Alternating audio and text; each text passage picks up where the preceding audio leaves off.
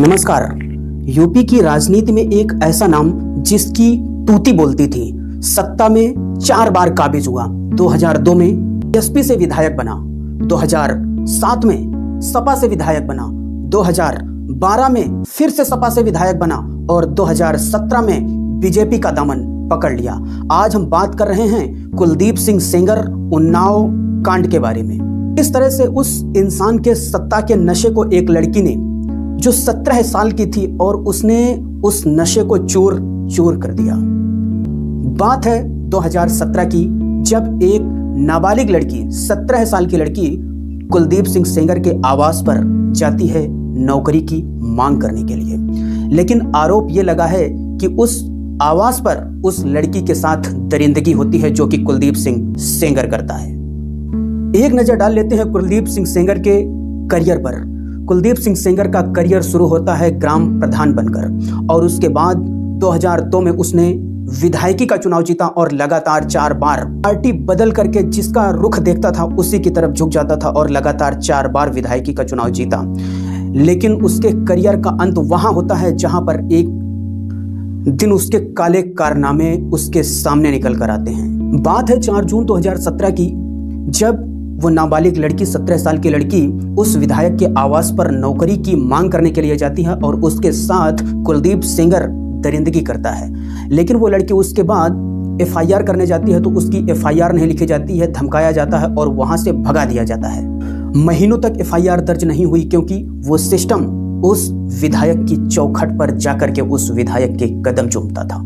जब उस लड़की की आवाज कहीं नहीं सुनी जा रही थी तो उसने अपने आप को ही समाप्त करना चाहा और वो अप्रैल 2018 में लखनऊ सीएम आवास योगी आदित्यनाथ के आवास जाती है और वहां पर अपने आप को उसने आत्मदाह करने की कोशिश की। तब पूरा देश सन्न रह गया। लेकिन उससे भी बड़ी बात उसके आगे की है कि उसके पिता को, जो कि पुलिस कस्टडी में थे, विधायक कुलदीप सेंगर के भाई पर आरोप है और उसके गुर्गे पुलिस कस्टडी में होते हुए भी उसके पिता की मार मार कर जान ले ली।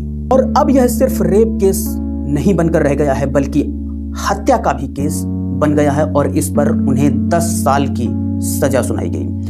हालांकि यह सजा आजीवन कारावास की सुनाई गई थी रेप केस में। जुलाई 2019 में केस सीबीआई के हाथ में था और सेंगर जेल में था। तभी रायबरेली के पास कार में, पीड़िता की कार में एक ट्रक से टक्कर करा दी जाती है जिसमें उनकी 2 आंटीज की डेथ हो जाती है और पीड़िता और उसके वकील गंभीर रूप से घायल हो जाते हैं। और जिस ट्रक से टक्कर कराई जाती है उस ट्रक का नंबर प्लेट पर कालिख पुती हुई थी। क्या यह सिर्फ इत्तेफाक था या उन गवाहों को खत्म करने की साजिश? इस पर सुप्रीम कोर्ट ने संज्ञान लिया और रातों रात केस दिल्ली ट्रांसफर कर दिया। दिसंबर 2019 में दिल्ली की 30 हजारी कोर्ट ने सेंगर को आजीवन कारावास की सजा सुनाई। कोर्ट ने कहा, सेंगर एक जनसेवक होकर जनता के विश्वास पर विश्वासघात किया है। समस्या यहां पर आती है, सबसे मेन पॉइंट यहां पर आता है क्योंकि अभी दिसंबर 2025 में कोर्ट ने यह फैसला दिया है कि कुलदीप सेंगर की सजा निलंबित की जाती है, जबकि अदालत का ही फैसला था आजीवन कारावास। लेकिन अभी 2025 में माननीय अदालत ने यह फैसला निलंबित कर दिया और कहा कि सेंगर की सजा जो पॉक्सो एक्ट के तहत 7 साल मिनिमम होती है उससे तो ज्यादा हो गई है।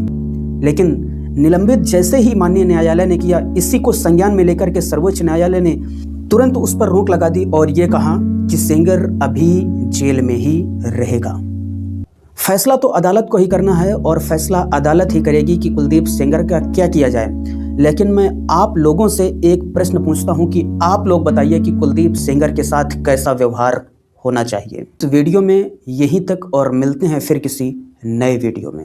धन्यवाद।